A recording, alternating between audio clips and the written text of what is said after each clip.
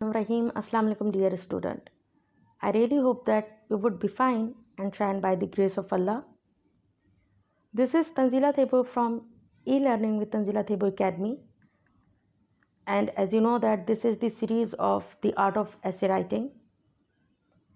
And in previous lecture we discussed that what are the most repeated topics which are given in CSS or PMS exam in essay paper. तो वो अगर आपने lecture मेरा नहीं देखा तो उसको भी आप ज़रूर देखिएगा, because it is quite essential to know the most repeated topics which are given in essay, क्योंकि most of the time aspirant ये पूछ रहे होते हैं कि कौन सा एक्सपेक्टेड है टॉपिक, कौन सा एक्सपेक्टेड ऐसे है। तो इन तमाम को मैंने उस लेक्चर में प्रीवियस लेक्चर में जो इससे पहले मैंने अपलोड किया है उस पर मैं ये डिस्कशन डिटेल में कर चुकी हूँ। तो उसी से एक रिलेटेड एक टॉपिक है जो मैं आज आपके लिए लाई हूँ, दैट आपको कौन सा टॉपिक चूज़ करना चाहिए, किस नेचर का टॉपिक चूज़ करना चाहिए टू अटेम्प्ट योर एसे। अब most of the time it happens that unfortunately aspirant half यानी कंप्लीट पेपर भी नहीं पढ़ते ऐसे का, शुरू के स्टार्टिंग के ही पढ़ लिया और उसमें इकोनॉमी देख लिया, उसमें क्लाइमेट चेंज देख लिया, यानी जो बहुत पूरे ईयर ही आप सुनते रहते हैं वो उस टाइप का टॉपिक देख लिया, तो आपने फ़ौरन से अटैम्प्ट करने के लिए जी आप उसको फाइनलाइज करते हो और स्टार्ट हो जाते हो राइटिंग। This is wrong. पहला तो आपने पूरा पेपर पढ़ना है, 10 के 10 पढ़ने, चाहे वो पहला ही आपको आता हो बहुत अच्छे से, but still you need to read all topics, right. Second ये होता है कि चूज़ कर लेते हैं, चूज़ करने के बाद 20-25 मिनट उसकी ब्रेनस्टॉर्मिंग करने के बाद उनको ये रियलाइज़ होता है कि उनके पास तो ये मटेरियल ही नहीं है, उनके पास तो इतना डेटा ही नहीं है कि वो आगे अपनी आर्गूमेंट को प्रूफ कर सकें।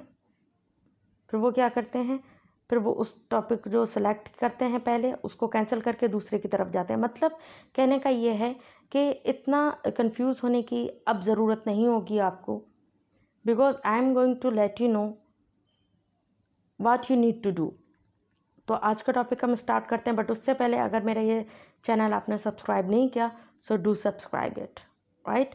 So let's get started. This is the outline of today's lecture. So basically जितने भी आपको 10 टॉपिक्स दिए गए होते हैं उनकी नेचर जो होती है ना, 10 में से जो उनकी नेचर होती है वो 2 ही होती हैं। There are 2 types of topics in essay. अब आप सोच रहे होंगे ये क्या, अब आई एम एक्सप्लेनिंग। देखें, there are 2 types of topics in CSS and PMS। I am talking about particular these exams, competitive exams. One is general and second is specific, जिसको हम टेक्निकल भी कहते हैं। इन तमाम जो 10 टॉपिक्स होते हैं, इन 10 जो टॉपिक्स में से बेसिकली ये डिवाइड होते हैं 2 नेचर्स पर।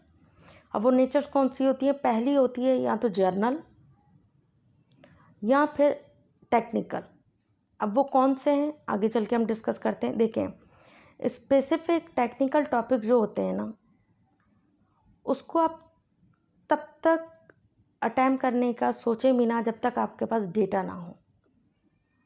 देखें, you need to have a particular knowledge, data about this technical topic to crack it.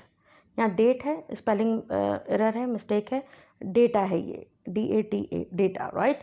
So technical जो टॉपिक्स होते हैं ना, स्पेसिफिक टॉपिक्स के लिए आपको डेटा नॉलेज लाजमी चाहिए उससे रिलेट।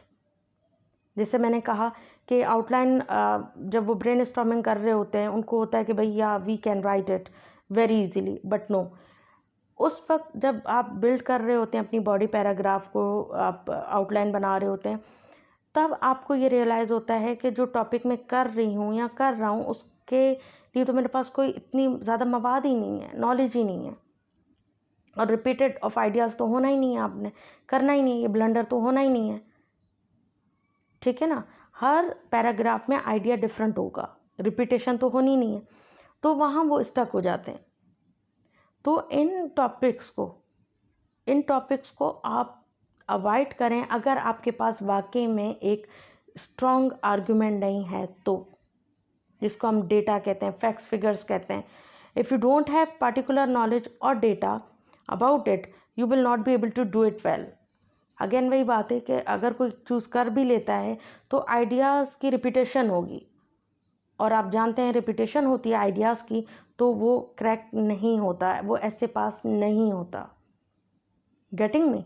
चलिए मैं आपको एग्जांपल देती हूँ।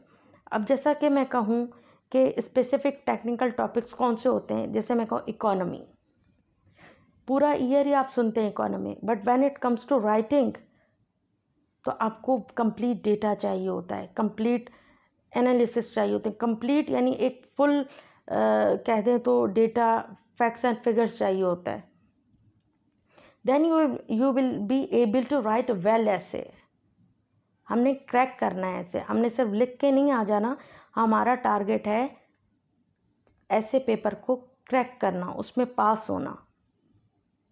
जैसे एनर्जी है, ग्लोबल वार्मिंग है, ये दिखने में तो सुनने में तो बड़े पूरा हम ईयर सुनते हैं, ये टॉपिक पढ़ते हैं, ठीक है fine, but when it's comes to writing you need to have strong argument.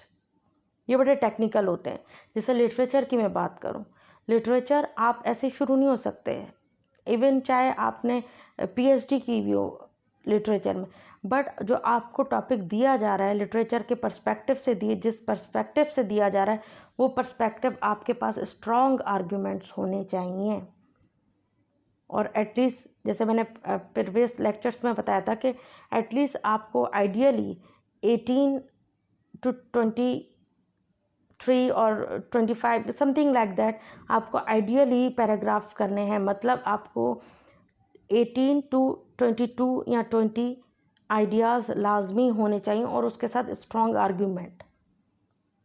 तो अगर आपके पास डेटा नहीं है तो इस पे मत जाइएगा, ऐसे टॉपिक्स पे मत जाइएगा, ठीक है।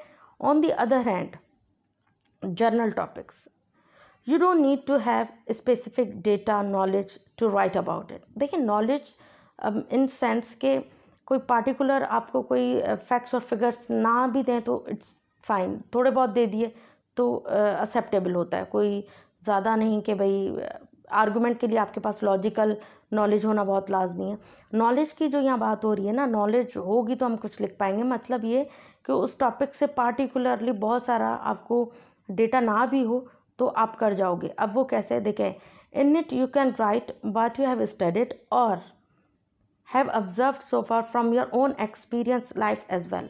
ये मैं ऐसे की बात नहीं कर रही, मैं ओवरऑल बात कर रही हूँ। जैसे मैं कहूँ जेंडर स्टडीज़ है, आपको मेरा नहीं ख्याल कि जितनी उसके लिए 15 डेज़ निकालने होंगे और आपको अपना सिलेबस तैयार करना होगा, जैसे हम दूसरे स्पेशली सब्जेक्ट्स को लेके करते हैं। क्यों? क्योंकि ये बहुत कॉमन टॉपिक्स होते हैं जो हम अपनी ऑब्जर्वेशन के साथ हम कर सकते हैं, जो हम अपने एक जर्नल हम जो रीडिंग कर रहे होते हैं उससे भी गेट कर जाते हैं आइडियाज़। सोशियोलॉजी हो गया, ठीक है ना, ये ऐसे टॉपिक्स हैं आप, यानी ऐसे सब्जेक्ट हैं जिनको आप पार्टिकुलरली बहुत ज़्यादा टाइम ना भी दें, you can still deal with them very very well, ठीक है। अब वो कौन से टॉपिक्स होते हैं, देखें, करप्शन। अब आप, क्या मैं एक जर्नली आपसे पूछूं, क्या आपको करप्शन के कॉजेज़ नहीं पता? क्या आपको इसके इम्पैक्ट्स नहीं पता? Even without reading you must know कि हाँ करप्शन की क्या है, और पॉपुलेशन की क्या है, अर्बनाइजेशन की क्या है, पॉवर्टी की क्या है। ये कैसे सोसाइटी बेस्ड रिलेटेड होते हैं टॉपिक्स जो ऑलमोस्ट आपको पता होते हैं, उसके कॉजेज़ भी पता होते हैं, इसके सोल्यूशन भी पता होते हैं, इसके इम्पैक्ट्स भी पता होते हैं। तो इसको हम कह दें कि ऐसे टॉपिक्स जो होते हैं ना बहुत सेफ साइड होते हैं।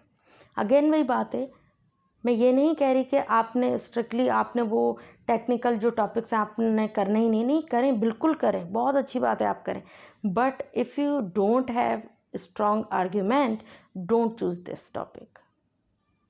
This is what I am trying to make you understand कि जब तक आपके पास पार्टिकुलर नॉलेज डेटा ना हो तो मत जाएं इस तरफ। और on the other hand general topics हैं, करप्शन, ओवर पॉपुलेशन, डेमोक्रेसी, ये एक ऐसी चीज़ें हैं जो आई थिंक आपको पता होता है। जैसे कंपेयर एंड कंट्रास्ट में आ रहा होता है, जैसे डेमोक्रेसी एंड इलिटरेसी कैंट और डोंट मूव टुगेदर। तो ये एक ऐसा था जनरल था, या it's true, they can't move together. Everyone knows it, right. So इस टाइप के जो टॉपिक्स होते हैं, ये बेहतर है आप जनरल टॉपिक्स की तरफ जाएं अगर आपके पास स्ट्रॉन्ग आर्गूमेंट उन टॉपिक जो पर्टिकुलर टॉपिक्स हैं उसमें नहीं। तो होपफुली आज का लेक्चर आपको बहुत अच्छे से समझ आ गया होगा और वो आप मिस्टेक्स नहीं करेंगे जो मैंने आपको स्टार्टिंग में बताई। तो but still if you have any kind of query regarding this topic और ऐसे, you can feel free to ask me. Comment box में आप मुझसे पूछ सकते हैं, इंशाल्लाह I will surely answer you out there. So अपना बहुत सारा ख्याल में रखिएगा। मिलते हैं नेक्स्ट लेक्चर में। Take care.